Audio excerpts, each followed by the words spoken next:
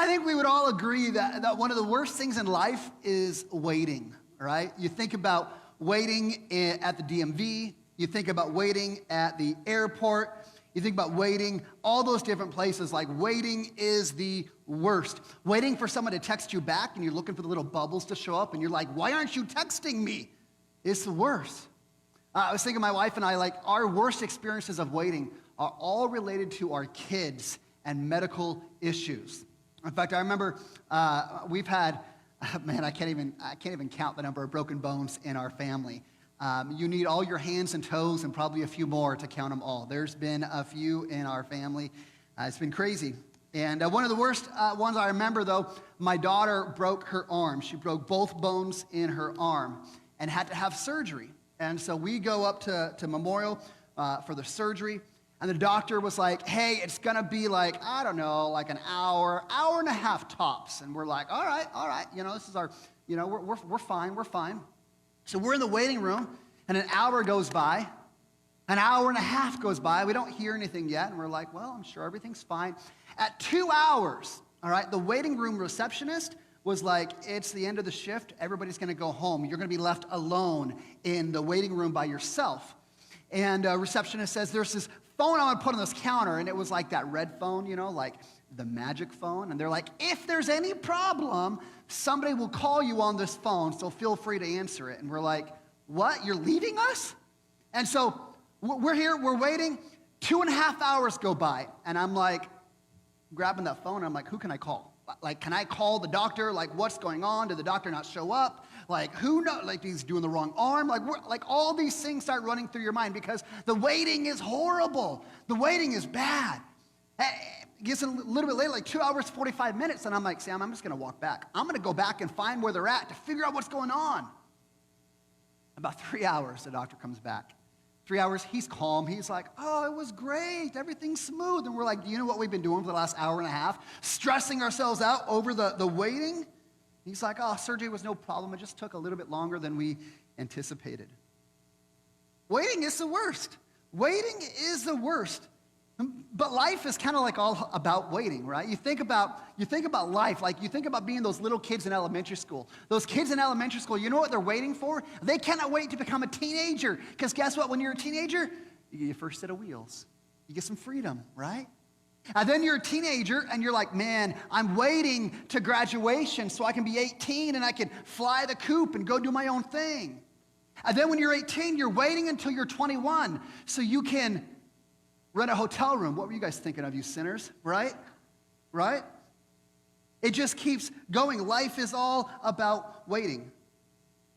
We wait for the right job, and then we wait to get married, and then we wait to have kids, and then we wait for the kids to get out of the toddler ages, and we wait for the kids to get out of the house, and then we're waiting for vacation, we're waiting for kids to give us grandkids, we're waiting for retirement, and we're waiting to die and go to hell. Like we're constantly waiting. Life is all about waiting.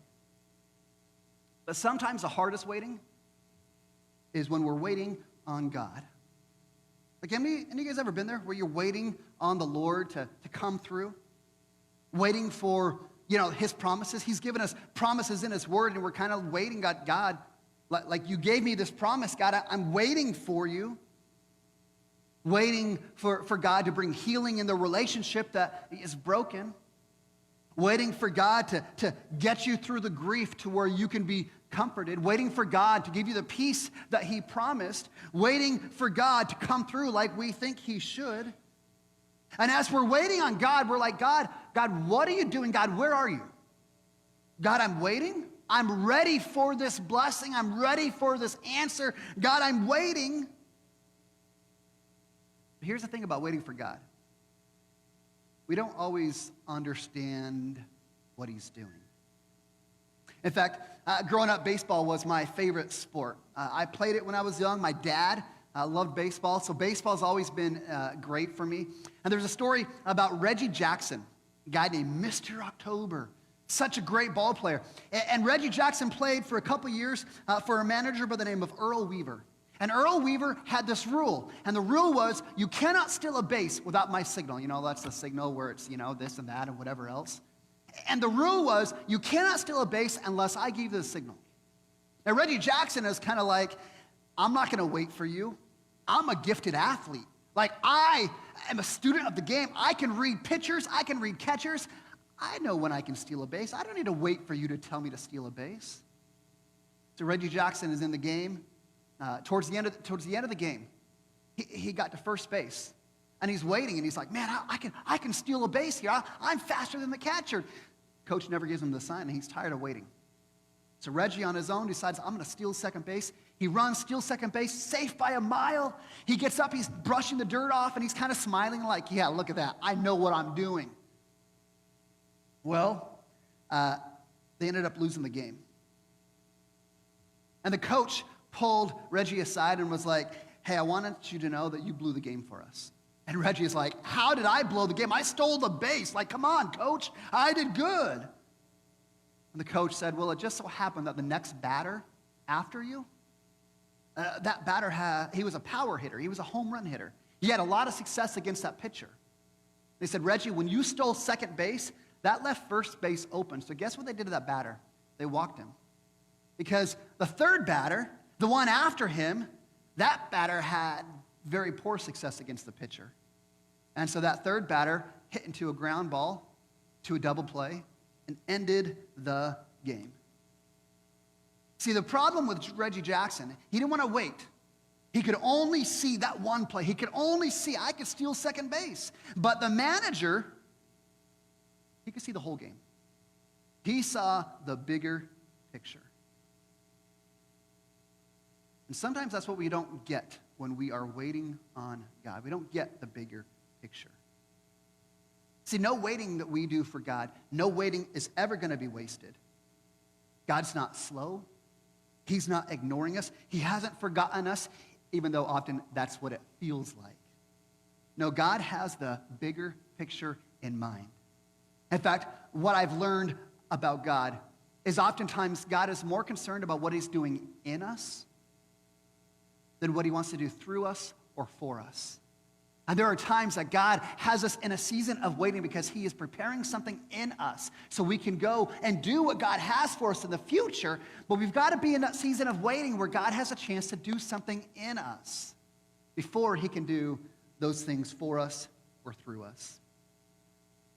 We have spent the better part of a year studying the book of Acts, how the early church, the very beginning of the church, it wasn't just an institution where you come and you have some religious services and you feel good about it, but it was a movement that impacted everything around them.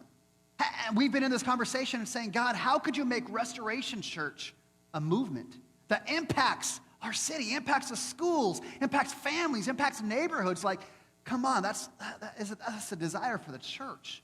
We be a part of something that's moving. Because I tell you what, God is still on the move 2,000 years later. For us to understand the text that Corey read for us this morning, there's got to be a little context we have to understand. In Acts 9:15, talking about Paul, this is what Acts 9:15, it says, this man, Paul, is a chosen instrument to take my name to Gentiles, to Israelites, and to kings. This is God saying, Paul, you're going to be a witness before kings. Then he says in Acts 23:11, God says to Paul, as you've testified to me in Jerusalem, so you will testify to me in Rome.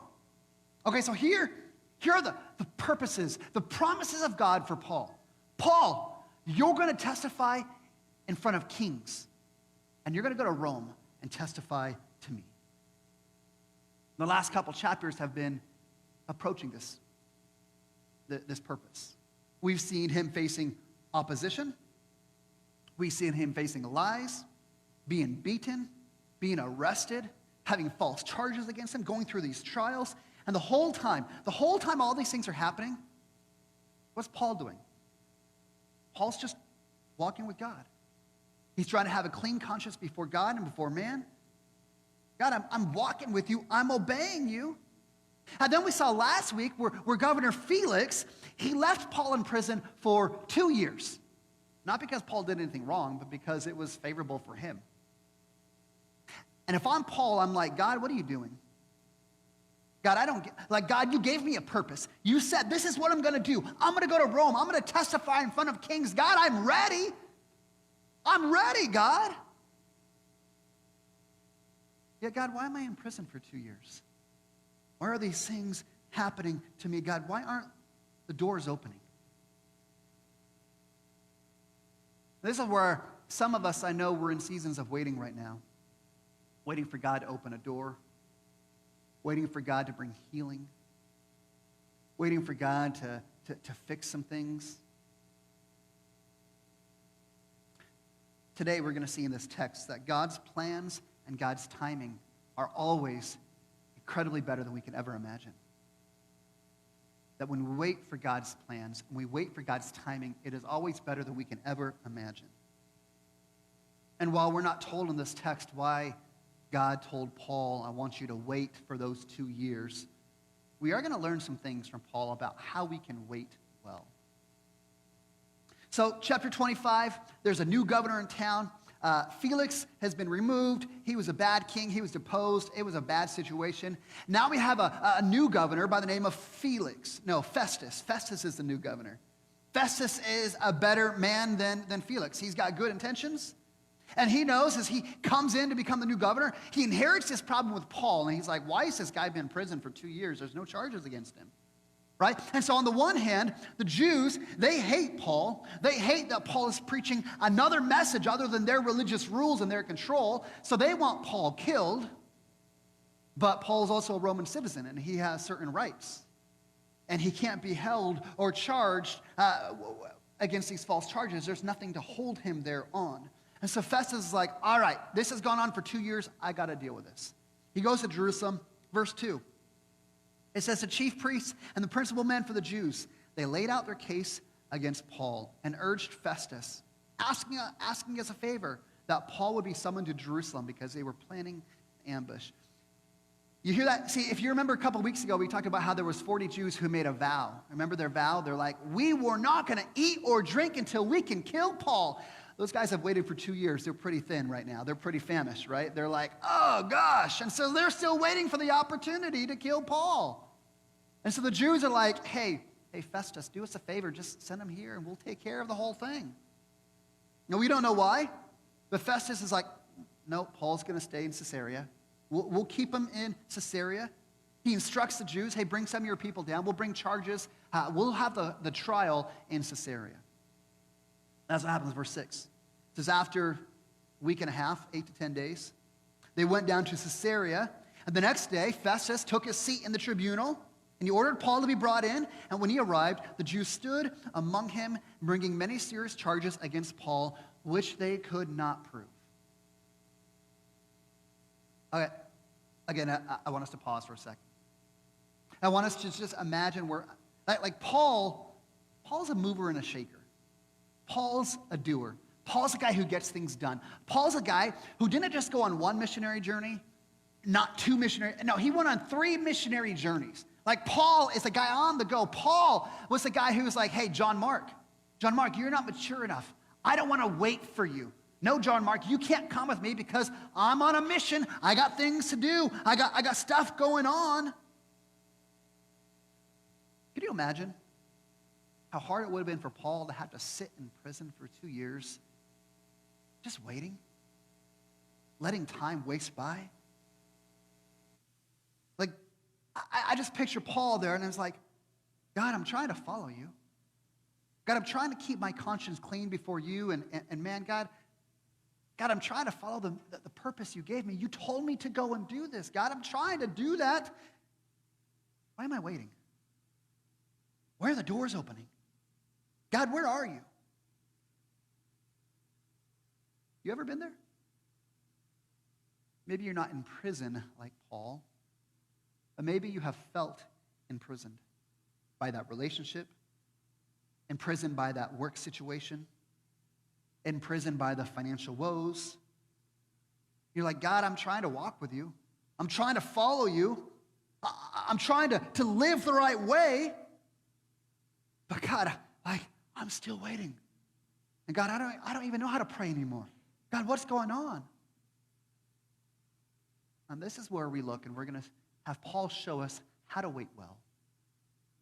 How to wait well. It says verse 8, Paul argued his defense. That neither against the law of the Jews or against the temple or against Assyria have I committed any offense. See, Paul's examples of waiting well, number one, is he remembers the what in the waiting. He remembers the what. Now, if I'm honest, if I'm Paul and I walk into that courtroom, like I'm raging. I'm like, what the heck are you people doing? I've done nothing wrong. I'm innocent. You all are wrong. You guys are idiots. Why am I being held here? You Israelites, you Jews, you're lying.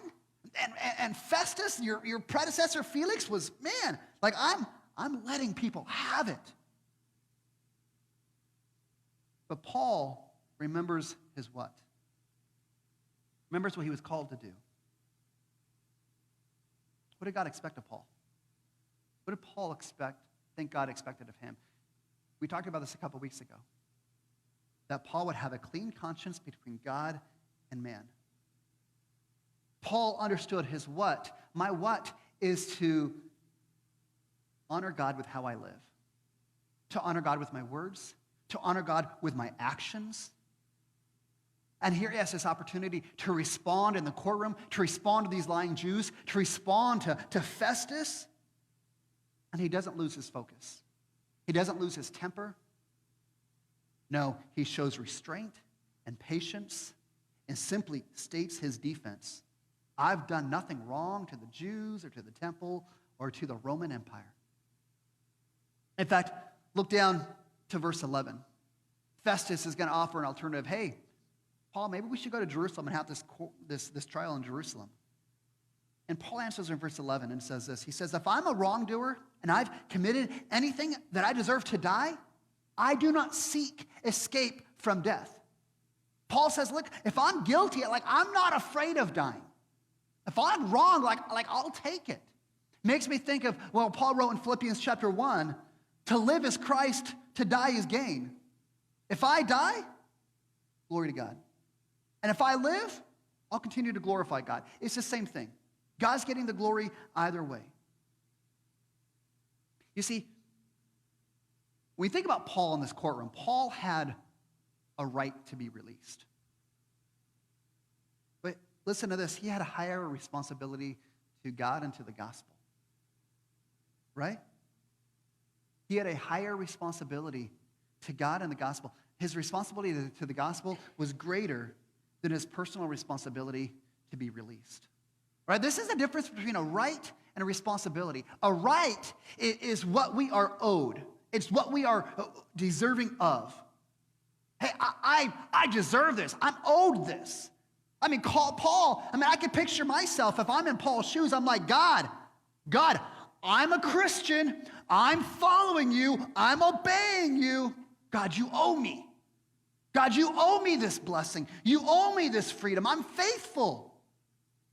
God, I'm not waiting any longer. You better have an answer for me now because I have rights. I deserve this. But a responsibility is different. A responsibility is what we owe Jesus. The difference between a right and a responsibility. Paul knew his purpose. My purpose is to be a witness of the Lord, to honor him, to have a clean conscience, which meant it's not about my rights. It's about my responsibility to represent the Lord. In fact, Paul is going to follow the example of Jesus. As Jesus laid down his rights in order to sacrifice himself for us. This is where the responsibility towards God, it is greater than our personal rights. Do you understand that? Listen, if we're going to wait well, again, the example from Paul, as difficult as waiting is, do not lose sight of the what behind your waiting, of what God has called you to. But Paul's there. Paul states his innocence. What's the governor going to do? Verse 9. Governor Festus, wishing to do the Jews a favor, says, Paul, do you wish to go up to Jerusalem to be tried on these charges? And Paul said, I'm standing before Caesar's tribunal where I ought to be tried. See, here's the second thing. Paul has been waiting for 2 years. Again, he's probably tired of waiting. He's probably fed up. He's probably like, I'm done with this waiting. I'm ready to do something. Like, I don't care what it is. I just need to do something. And Paul's example to us, number 2, is don't wander in your waiting. Don't wander in your waiting. Jerusalem, it would have been the opposite direction of Rome, right? It would have been going backwards for Paul. Jerusalem, there was a threat of death if Paul went back to Jerusalem. Yet, if I'm going to be honest, I could almost justify him going back to Jerusalem, right? Isn't it better than doing nothing? It's doing something.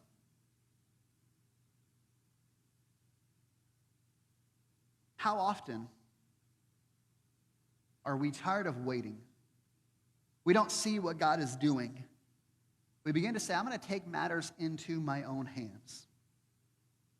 Oh, God, I know you've got a plan, but I don't see the way your plan is going, so I'm going to give you my plan, and I'm going to do things my way. I'm going to force something to happen. How many of us have ever done that and made things 10 times worse than we could ever imagine? Makes me think of the story of Exodus, in Exodus. The people of God, God has said, hey, I'm going to take you to the promised land. I'm going to take you to the land flowing with milk and honey and Chick-fil-A and Pottery Barn and all sorts of great shopping places. Like I'm taking you to this land. Along the way, people are like, but we're tired of walking. We're tired of waiting. Can't we just get there now? They start complaining. They start taking matters into their own hands. They start taking and making their own golden calves to worship. And they're like, God, we don't want to wait for your plan. We're frustrated with your plan. We're taking things into our own hands. What is God's response? You want to wander? God says, I'll let you wander. For 40 years, he lets them wander in circles in the wilderness so they would learn to trust him, to trust his plans. Makes me think of that old hymn, prone to wander, Lord, I feel it. It's easy for us in those moments when we don't see what God is doing. We don't like the waiting. We don't see his plan. For us to wander and say, I'm going to do my own thing. Paul's example is don't wander. Don't get distracted. Now let me clarify. Wander is different than wonder. I don't think God is opposed to our wondering. God, what are you doing? In fact, the Psalms, aren't they full of just wonder? God, we don't see it. God, we don't understand it. God, we don't get it. I don't think God's afraid of our wonder. But I think the wander is where we get ourselves in trouble. Paul's example of waiting well, number 1, know your why. Number 2, don't wander. Number 3, seek wisdom. It says in verse 11, Paul said, I'm not afraid to die. But if there's nothing to their charges against me, no one can give me up to them. Therefore, I appeal to Caesar. That right there is a very bold request. I appeal to Caesar, essentially saying, hey, governor, I know you're the one sitting on the judge's seat right now. But Festus, I want to go around you. I want to go around you. I'm going to go all the way up to the top to Caesar.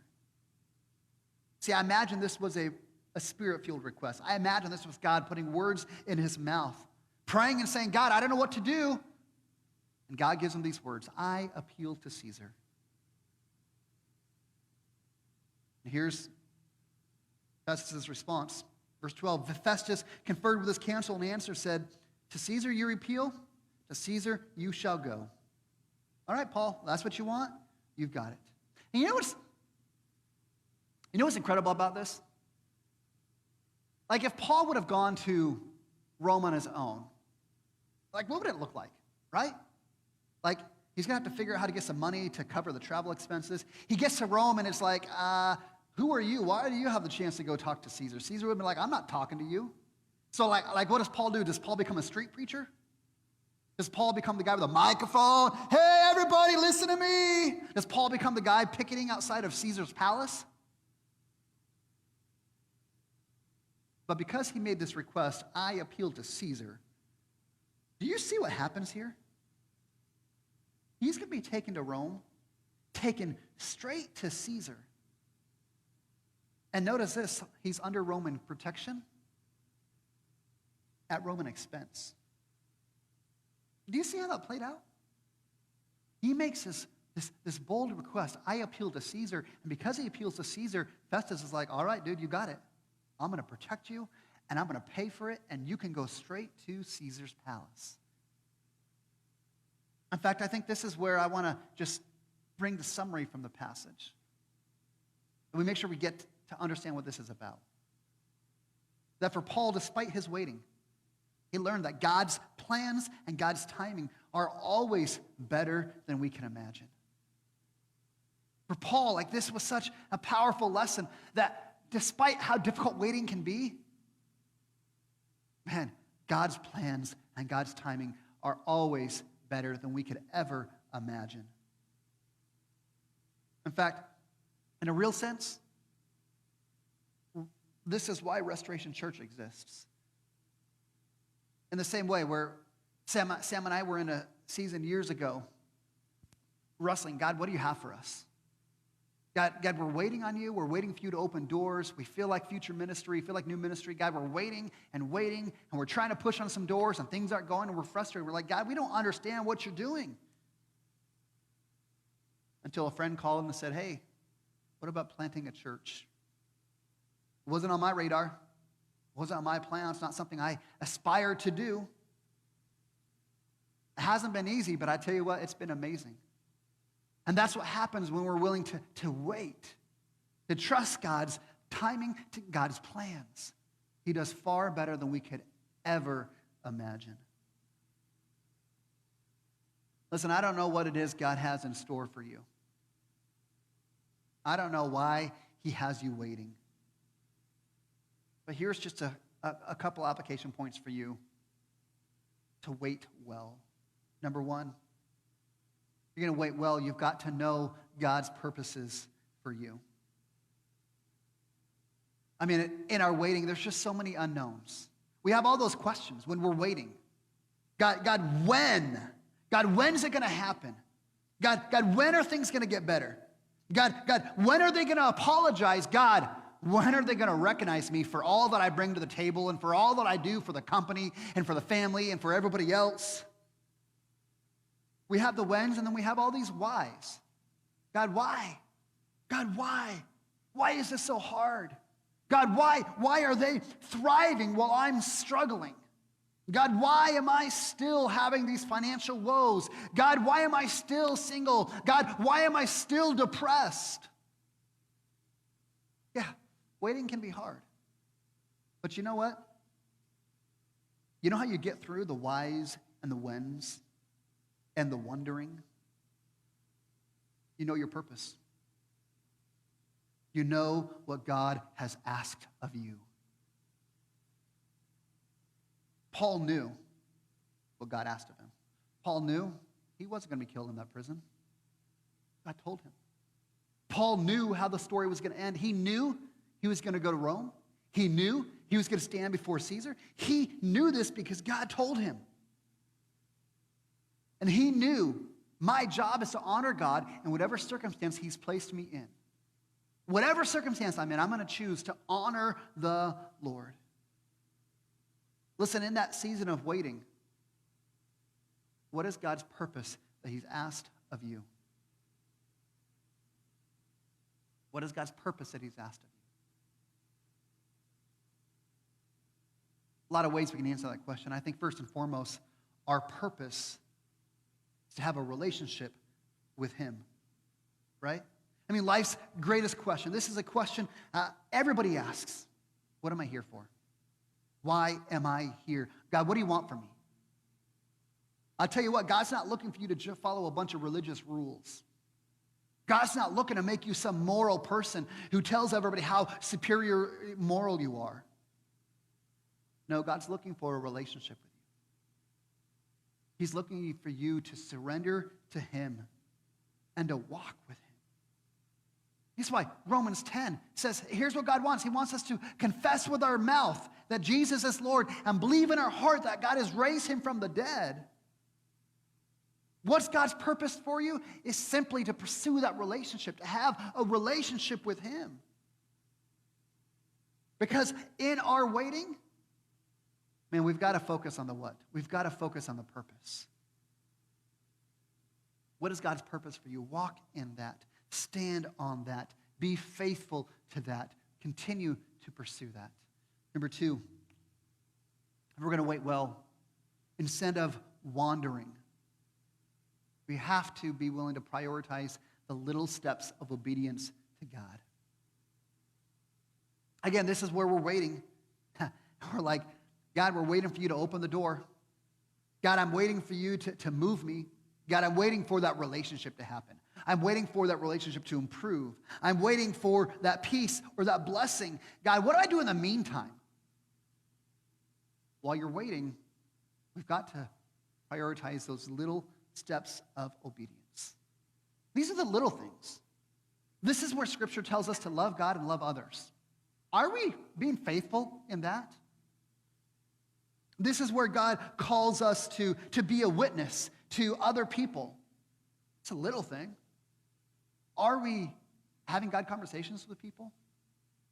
God calls us to read his word. Are we reading his word? God calls us to commit and engage with the church. Are we committing and engaging to the church? See, what happens is these are the little things that when we start waiting and we get frustrated, we kind of forget those little things. But they're so significant. Those little things matter. It makes me think of the Karate Kid. Like, I love the OG Karate Kid movies. They're phenomenal. And remember, Mr. Miyagi is like, Daniel LaRusso, sure, I'll teach you karate. Remember how he does it? He's like, come on, LaRusso. Wax the car, wax on, wax off. Paint the fence, sand the deck. Why was he doing those things? Because those little things brought muscle memory. They were the preparation for LaRusso to greater things. And that's why in our waiting, we've got to prioritize those little things, because those are the things that God is using to do something in us and through us, to prepare us for that next thing. Those little things are not trivial. They're not wasted. They are significant. They are God preparing you for greater things. If we're going to wait well, we've got to know our purpose. We've got to prioritize the little things. Number 3, we have to pursue God's presence. Continue to pursue his presence. Continue to seek him, to seek his voice, to read his word, to pray, to sit under the comfort of his wings, to look for his presence. In fact, it reminds me of Acts 23:11 a couple weeks ago. It said this, that the Lord stood with Paul, physically stood with him and said, take courage. This was remarkable because that's time in Acts 23, Paul was struggling, and what it says, God literally stood with him. God gave him his presence. He said, I am with you. The fulfillment of the promise, I'm with you always, even at the end of the age. I will never leave you nor forsake you. Do you understand how significant the presence of God is? That when we seek his presence, we might not know exactly what God is doing. We might not understand the what's and the whys and the hows. But when we seek his presence, you know what that means? That means he is with us to comfort us, to defend us, to guide us, to love us, to strengthen us, to remind us that he says, I have good plans for you, for your good and for my glory. I don't know what it is you're waiting on right now. I know waiting isn't fun. I know we live in a society where everything is instantaneous. But I know we cannot rush God. That his plans and his timing are always better than we could ever imagine. How do we survive that waiting? Really, the question is, what are you anchored in? Are you anchored in the God who loves you? Are you anchored in the God who has a purpose for you? Are you anchored in a God who does not waste a minute, who does not waste a circumstance? He is working things out for your good and for his glory. Have you anchored your life on him? Because when we are anchored in him, we know that in our waiting, God's not absent. God's not distant. He hasn't forgotten us. He is working in us, preparing us for something greater. And we can know, not hope, not fingers crossed, we can know that in his time, which is always perfect, his plans will be so much greater than we could ever imagine. Let's pray.